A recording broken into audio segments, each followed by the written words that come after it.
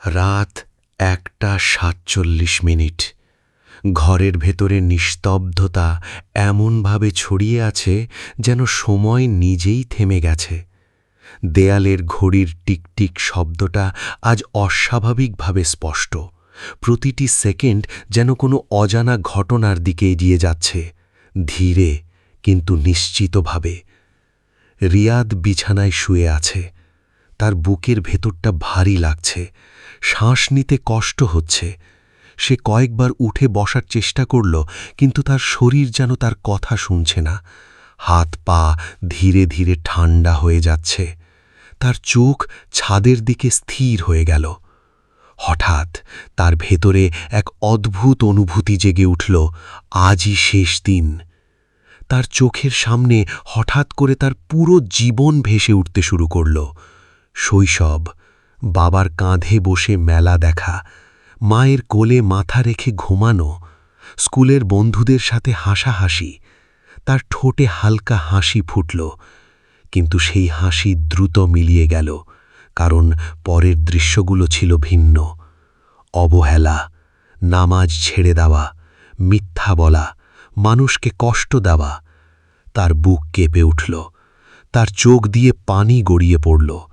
সে কাঁপা কণ্ঠে বলল, আল্লাহ, আমাকে আরেকটা সুযোগ দিন, আমি বদলে যাব। কিন্তু এই দোয়া আজ দেরি হয়ে গেছে। ঘরের বাতাস হঠাৎ বদলে গেল, ঠান্ডা, নীরব, ভারী। রিয়াদ অনুভব করল সে একা না। তার ঘরের কোণে দুইটি সত্তা দাঁড়িয়ে আছে।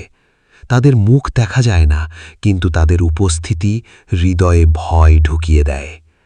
এরা মানুষ না, এরা ফেরেশতা। একজন এগিয়ে এলেন, তার কণ্ঠ গভীর কিন্তু দৃঢ়। হে আত্মা, তোমার সময় শেষ। রিয়াদের বুক কেঁপে উঠল। সে চিৎকার করতে চাইল, না, আমি প্রস্তুত না। কিন্তু তার কণ্ঠ বেরোল না।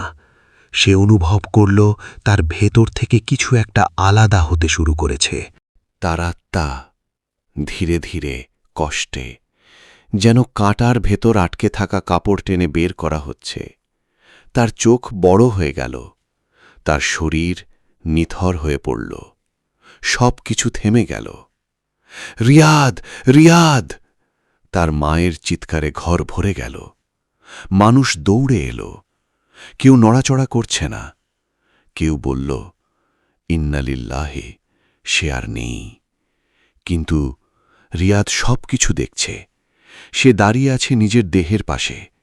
সে নিজের নিথর মুখের দিকে তাকিয়ে আছে। সে হাত বাড়াল, নিজের শরীর ছুঁতে চাইল, কিন্তু পারল না। সে চিৎকার করল, আমি এখানে, আমি বেঁচে আছি। কেউ শুনল না। তার মা তার দেহ জড়িয়ে ধরে কাঁদছে। তার বুক ফেটে যাচ্ছে। কিন্তু এখন তার কান্না অদৃশ্য।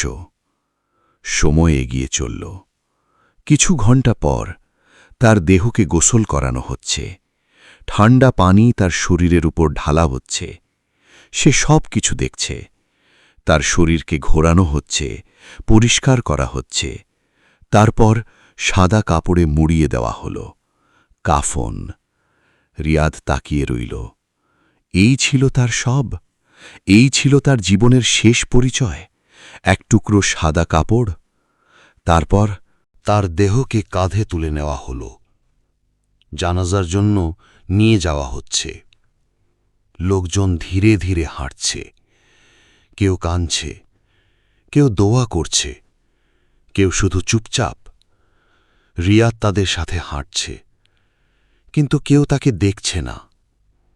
কেউ বলছে, ভালো মানুষ ছিল। কেউ বলছে, আল্লাহ মাফ করুক। রিয়াদ কষ্ট পেল, কারণ সে জানে তার ভেতরের সত্যটা। সূর্য তখন পশ্চিমে ঢলে পড়েছে। কবর খোঁড়া হয়েছে। মাটির গন্ধ, নীরবতা। তার দেহকে ধীরে ধীরে কবরের ভেতরে নামানো হল। প্রথম মুঠো মাটি পড়ল, ঠক। তার বুক কেঁপে উঠল। দ্বিতীয় মুঠো, তৃতীয়। ধীরে ধীরে তার দেহ মাটির নিচে ঢেকে গেল। সবাই চলে গেল। নীরবতা, অন্ধকার। হঠাৎ সে অনুভব করল সে আবার নিজের দেহের সাথে সংযুক্ত হয়েছে, কিন্তু এটা আগের মতো না। এটা এক নতুন জীবন, কবরের জীবন। চারপাশ সম্পূর্ণ অন্ধকার, শ্বাস ভারী। হঠাৎ কবর কেঁপে উঠল। দুইজন ভয়ঙ্কর ফেরেশতা উপস্থিত হল। তাদের চোখ আগুনের মতো জ্বলছে, তাদের কণ্ঠ বজ্রের মতো গর্জে উঠল। তোমার রব কে? তোমার দিন কি? এই ব্যক্তি কে যাকে তোমাদের কাছে পাঠানো হয়েছিল? রিয়াদের বুক ধড়ফড় করতে লাগল। সে উত্তর দিতে চাইল, সে জানে উত্তর, কিন্তু তার জিহ্বা যেন কাজ করছে না। সে বলল, আমি জানি না। হঠাৎ সব কিছু বদলে গেল। কবর সংকুচিত হতে শুরু করল। দেয়ালগুলো একে অপরের দিকে আসছে। তার বুক চাপা পড়ছে। সে শ্বাস নিতে পারছে না। তার হাড়গুলো যেন চেপে যাচ্ছে। সে চিৎকার করছে, কিন্তু কেউ শুনছে না। হঠাৎ একটা দরজা খুলে গেল। ভেতর থেকে তীব্র গরম বাতাস আসছে। আগুনের শিখা, চিৎকার, দুর্গন্ধ। ফেরেশতারা বলল, এটাই তোমার ঠিকানা যদি আল্লাহ ক্ষমা না করেন। রিয়াদ কাঁপতে লাগল। তার চোখ দিয়ে অশ্রু ঝরছে। সে বলল, হে আল্লাহ, আমাকে ফিরিয়ে দিন, আমি বদলে যাব। কিন্তু কোনো উত্তর এলো না। সময়ের কোনো ধারণা নেই এখন। কিন্তু এই প্রথম ২৪ ঘণ্টা সবচেয়ে কঠিন, সবচেয়ে বাস্তব। এখানেই শুরু হয় চিরন্তন জীবনের পথ। কবর হয় জান্নাতের বাগান অথবা জাহান্নামের গর্ত। অন্ধকারের মাঝে রিয়াদ একা পড়ে আছে। তার চারপাশে নীরবতা, কিন্তু তার ভেতরে ঝড়, অনুশোচনা, ভয়, আকুতি। সে বুঝতে পারল দুনিয়ার জীবন ছিল খুব ছোট, কিন্তু সে এটাকে গুরুত্ব দেয়নি। আজ সে সব কিছু দিতে রাজি, শুধু আরেকটা সুযোগের জন্য। একটা নামাজ, একটা ভালো কাজ, একটা তাওবা। কিন্তু এখন আর কোনো সুযোগ নেই।